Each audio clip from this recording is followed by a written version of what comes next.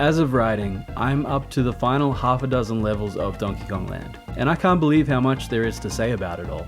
I had vague memories of playing this game as a child, and going into this series, I thought I'd be grabbing at straws trying to find things to talk about. Instead, I'm gonna have to find a way to get everything I want to say into these videos without dragging them out, or making them too disjointed. Donkey Kong Land is a special game. I don't know how else to put it. It's this forgotten piece of gaming history that, after now having played through it, I feel had a much bigger impact on video games than it gets credit for. It wasn't a game changer, but it definitely raised the bar on what was possible on handheld systems, and for the Donkey Kong Country series, served as a prototype or testing ground for a lot of interesting ideas we'd see in DKC 2 and 3. It isn't perfect, the controls don't feel so hot, rolling slows you down for some reason, and the small screen means you can't really see that far ahead, but I mean, you can't really get too down on it for these things.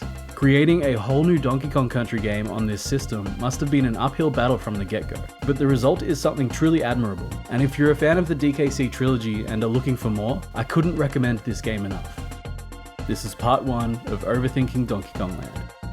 The first of 4 worlds in Donkey Kong Land is called Gangplank, Galleon, Ahoy. That's Ahoy with an exclamation mark on the end. There might only be 4 worlds in Donkey Kong Land, but this one has 10 levels, and the others have 8, so it's almost as long as DKC. From the name alone, you might have guessed at the connection to DKC 2, and you'd be right. Before Donkey Kong Country 2's Gangplank Galleon, there was Donkey Kong Land's Gangplank Galleon Ahoy. Instead of being stranded on the rocks of Crocodile Isle, it seems to be moored, is that the right word? Parked, I guess, on the coast of Donkey Kong Island. This makes me think that not a whole lot of time has passed since DKC. Oh yeah, the story behind this game is a bit silly. Basically, Cranky is giving the Kongs shit about their last adventure, claiming that it was carried by its graphics, and tricks them into repeating their success on an inferior system. K. Rool is given the bananas and told to hide them in new areas around the island. Like I said, it's a bit silly, but it's not like we need it to be anything special, right?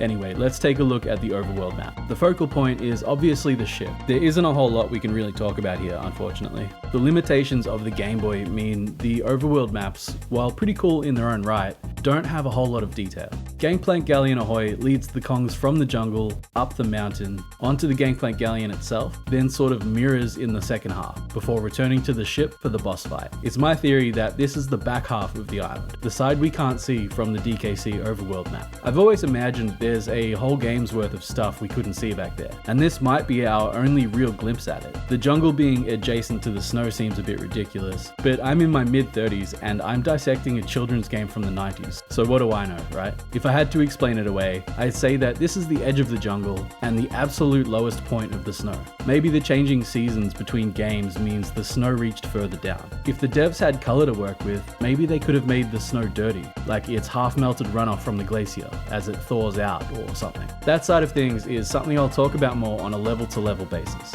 Finally, it wouldn't surprise me if this is the area just outside where the Kremlings entered Chimp Caverns. It's probably somewhere behind our perspective a bit, if that's the case. Actually, there is one more thing I want to talk about. This game introduced the idea of branching pathways. Here and there, your path is blocked with these things. I assume they're piles of rubble, and you need to find an explosive barrel in one of the nearby levels to take care of it. Here, you have a choice of which path to open up. It doesn't matter which one you pick. You can always go back to the level you didn't pick, and both paths lead to the boss. But still, it's a cool idea that I wish they did more of in future games. Alright, I feel that's as much as I can get out of this picture. Let's take a look at the levels themselves. The very first level of Donkey Kong Land is Jungle Jaunt. In many ways, it feels like a deliberate throwback to Jungle Hijinks. The name for starters, but also the tile set, general layout, the appearance of Rambi, and possibly even the first bonus area. It's a bit less diverse and not nearly as impressive, but it does its job fine. It's a way for players to get accustomed to the controls and learn the basics. There's only 2 enemies, the returning Critter and Slipper, and as I mentioned before, brings back the jungle theme from DKC. The music from DKC returns here too. I'll likely gush about the music throughout this entire series, but goddamn, they knocked it out of the park with this game. Despite the clear hardware limitations, Donkey Kong Land has a stellar soundtrack. Some returning tracks, some new tracks, and some remixes that sit somewhere in between. All of them are arranged incredibly well, getting the most out of the Game Boy's limitations.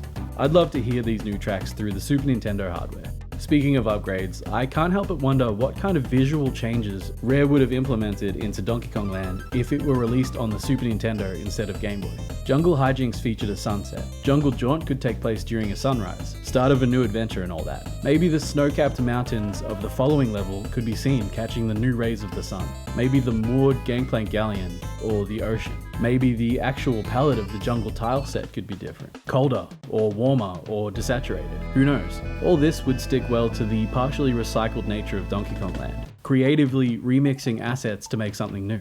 Something I picked up pretty quickly in my playthrough is just how much more valuable bananas feel this time around. Each one counts, because lives are harder to come by. The Kong letters are definitely a lot more valuable, as they're your only way to save. I still don't know what these coins do. I've spent too long on this level, but I've got a couple more things I want to point out. Like Jungle Hijinks, you can travel parallel to the ground along the treetops, though there's much less emphasis or reward here. And the bonus levels all have different tile sets to the main level, with Jungle Jaunt's bonuses being a cave and underwater ruins. Both are great. It's less realistic, but for some reason, I really like the change-ups here. Okay, moving on.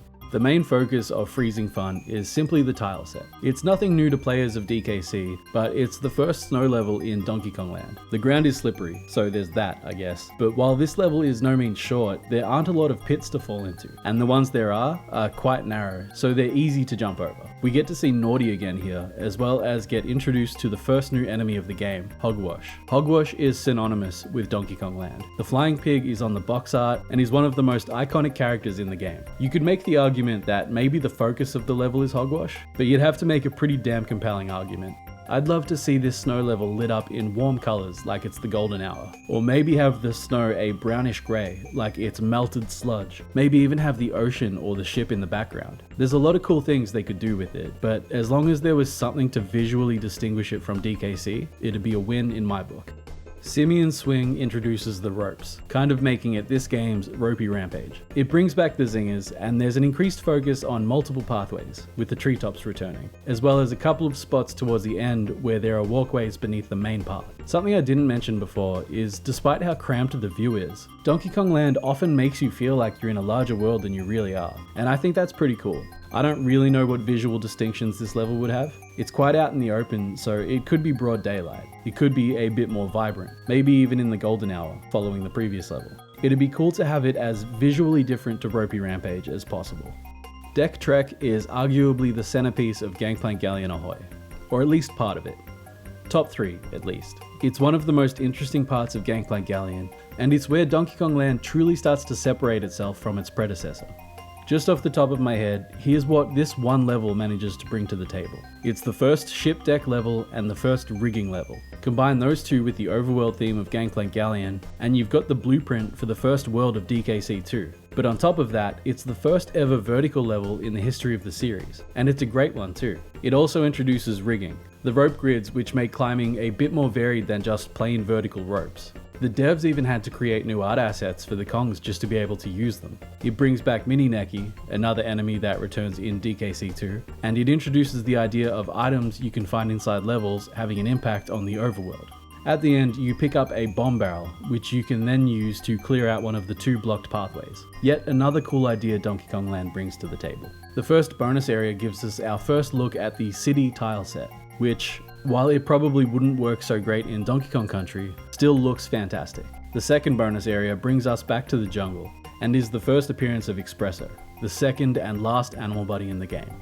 The music fills the gap between K. Rool's boss music and what would eventually become Clomp's Rump in DKC 2, though it's much more similar to the former. I read somewhere that they're all based on a track from an early Rare game, but I can't find my source on that, so take that with a pixel of 8-bit salt. That was a shit joke. Rope Ravine feels a lot more like the snow levels we know and tolerate from DKC. Huge pits we have to traverse haphazardly via ropes. The focal point are the moving ropes, making this sort of the sequel to Forest Frenzy, with a secondary emphasis on barrels. The barrels tie it to the DKC snow levels a lot more, which I think is cool for some reason. Probably the most interesting thing about this level is that it has 2 different exits. The first is clear enough, but if you walk past it a short way, you'll find another. I'm not entirely sure what the difference is, sorry. I think it could be cool if this level was set at night. We didn't really get many night levels outdoors in DKC. Ropey Rampage and maybe Treetop Town. A snow level set at night could be pretty cool. You can choose to avoid Rope Ravine entirely, and instead go to Tire Trail, but you should really play both. Tire Trail's clear focus is on the bouncing tires, making it this game's Bouncy Bonanza or Reptile Rumble, though it feels more like a spiritual sequel to Rope Bridge Rumble to me. This is Army's first appearance since DKC as well. I'm not really sure what the visuals would be like here. Maybe another sunset like Orangutan Gang. Maybe standard jungle that's been palette swapped to have red or orange foliage. It's not important. Rigan Rumble can suck my fucking nuts. I died an obscene amount of times on this level, and it's all due to those fucking snakes on the rigging. I've spoken already about how pleasantly surprised I was with this game, but there are moments like this level where the game's stiff, clunky movement really borders on unplayable. Anyway, it's a shame I didn't enjoy it, because I'd argue that this is the centerpiece level of Gangplank Galleon. Could be tied with Deck Trek, might be slightly higher. It's the first true ship deck level, and I'd argue the true precursor to levels like Pirate Panic and Gangplank Galley from DKC2. It's the first appearance of Claptrap, as well as the introduction of a new form of slipper, one that spirals down the ropes and can go fuck itself. The theme, I think, is just the tile set, with a little bit of emphasis on the rigging, as the name suggests. The first bonus area is the first appearance of what I'm calling the Zeppelin tile set, though it just looks like generic mechanical stuff, and brings back the minces from DKC. I can't remember if we've seen those already. I feel like Deck Trek and Rigan Rumble, you know what, I'm calling it Rigging. Rigging Rumble had their names switched, like how Millstone Mayhem and Temple Tempest from DKC probably did. Rigging Rumble is much more deck than rigging, and Deck Trek has virtually no deck and is all rigging. I feel like this level would be awesome with a Ropey Rampage style storm, and the decks rising and falling with the tide. It's wishful thinking, but then again, all my predictions and speculation are. Congo Carnage feels a bit on the shorter side, and despite its name, isn't actually that brutal. It introduces the steel barrel, and it's the first appearance of Neki. I don't know what the theme is for this level, and I suspect there isn't one. The media's challenges revolve around the ropes, but it'd be a stretch to say that the level's centered around them. I feel like if the level had an orange-reddish hue to it from the setting sun, maybe with that mirage-like haze the sun gets towards the horizon, that could be cool. Kinda suits the name too. Arctic Barrel Arsenal is the final level of Gangplank Galleon Ahoy, and feels like a deliberate nod to Barrel Cannon Canyon, being a barrel cannon themed level at the end of the first world. It's more likely a nod to Snow Barrel Blast though. It's not super long and it's not that hard, but it's one of those levels you can fuck up very easily if you're not paying attention. It's hard to explain, but timing the barrel cannons in Donkey Kong Land is simultaneously easier and harder than in DKC. The final bonus area of Gangplank Galleon Ahoy is the first appearance of what I'm calling the girder tile set, and there's a warp of sorts in the form of an alternate exit that's very early in the level. It'd probably be cool if the glow of the setting sun I described in the previous level returned here too. Wild Sting Fling brings us back to the ship for the boss fight. Wild Sting, also known as Manta Ray apparently, is a regular sized stingray that can fly somehow. Not a bad boss battle, but I'd be lying if I said it wasn't anticlimactic. Wild Sting kinda looks like Flotsam from DKC2, so there's another connection for you. There's obviously less emphasis on environmental storytelling, or any storytelling here really, compared to the DKC trilogy, but we'll take a look at it anyway and see what comes up. In my playthrough, there were definitely some little details that stuck out to me, so to say there's nothing at all isn't correct either. Jungle Jaunt marks the Kong's first steps of their journey. It's our first look at the other side of the jungle, opposite Congo Jungle from DKC. My guess is they could have been pointed in this direction by Cranky, or maybe made the direction to head towards where they last saw K. Rool. It's as good an idea as any, right? Making it out of the jungle, the Kongs find themselves at the foot of the other side of Gorilla Glacier, freezing fun, the absolute lowest point on the island where snow can be found. It's not a lot, but from here the Kongs can survey their surroundings, and that's when they see it. the Gangplank Galleon, moored right off the shore of DK Island. They resolve to find their way on. Simian Swing is the Kongs descending back through the forest towards the ship. Once they reach the opening by the ship, they notice the other pathways are blocked by fallen rubble. Maybe when the snow melted, it caused some rock slides or something. I don't know how rock slides work. From the edge of the forest, they climb aboard the Gangplank Galleon. Despite having boarded before, it's all pretty unfamiliar to them, and so they climb up the rigging to get a better view of it all. Seems like a lot of work, but it's probably a good idea if you're a monkey. From here, they'd see the opening by Rigan Rumble, but also the treacherous conditions between it and them. They also managed to find a bomb barrel, of all things. Depending on which pile of rock you use the barrel on, the Kongs proceed either through Rope Ravine or the less direct route Tire Trail. Rope Ravine is the faster but more hazardous of the two, while Tire Trail would be more comfortable for the Kongs, though it appears on the map to be a bit more of a journey. At any rate, they make it back onto the ship in Rigan Rumble, where they journey over the heavily damaged ship's deck and the lower rigging towards the opening they saw before. Instead of leading them into, say, the captain's quarters, where they might have expected to find K. Rool, it takes them on a hidden, winding path through the ground, where they come out in the middle of the furthest reaches of the jungle, Congo Carnage. On the other side, they ascend more mountain, using the barrel cannons in Arctic Barrel Arsenal to get them up to the quarterdeck, where they find Wild Sting guarding the first banana stash. He's smaller than any boss the Kongs have seen before, but no less formidable. They manage to take him out without too much trouble, following him down into the water, where the hidden ruins of Kremlantis await them.